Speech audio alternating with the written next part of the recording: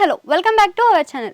KKR versus Sunrisers వీరే హైదరాబాద్ బలం. 2 సార్లు ఛాంపియన్ అయిన కోల్కతా నైట్ రైడర్స్ తో 2016 విజేత సన్ రైజర్స్ హైదరాబాద్ 2024 సీజన్లో రంగప్రవేశం చేయబోతుంది. ఈ మ్యాచ్లో టాప్ విదేశీ ఆటగాళ్లు, పైగా ఇటీవల వరల్డ్ కప్ లో బెస్ట్ పర్ఫార్మెన్స్ ని చూపించిన ఆటగాళ్లు ఉండడంతో స్పెషల్ అట్రాక్షన్ గా నిలవబోతుంది. ఈ రసవత్తరమైన పోరుకు ఈడెన్ గార్డెన్ వేదికగా కాబోతుంది.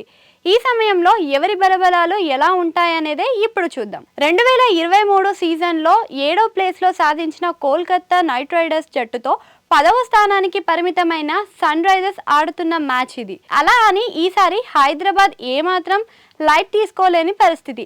ఈసారి హైదరాబాద్ జట్టు అత్యంత బలమైన జట్టుగా కనిపిస్తుందని కామెంట్లను సొంతం చేసుకుంది. కొత్త కెప్టెన్ వచ్చాడు, జట్టు మారింది, జెర్సీ కూడా మారింది, ఫలితాలు కూడా మారుతాయంటూ ముందుకు కదులుతుంది. ఈ క్రమంలోనే శనివారం రాత్రి జరిగే తన తొలి మ్యాచ్లో కోల్కతా నైట్ రైడర్స్తో తలపడుతున్న సన్ రైజర్స్ హైదరాబాద్ జట్టు శుభారంభం చేయాలని కోరుకుంటున్నారు తెలుగు జనాలు.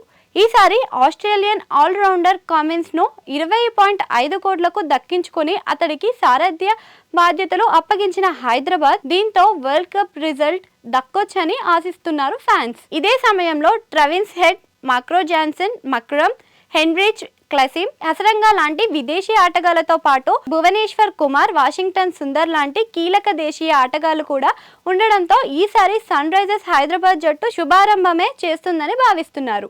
మరోవైపు కోల్కతా నైట్ రైడర్స్ జట్టు బలంగా కనిపిస్తుంది. ఇందులో భాగంగా సుమారు 25 కోట్ల రికార్డు ధరతో కోల్కతా సొంతం చేసుకున్న Australian pacer Mitchell Starc performance హైదరాబాదీలకు ఆందోళన కలిగిస్తున్న అతిశయోక్తి లేదు.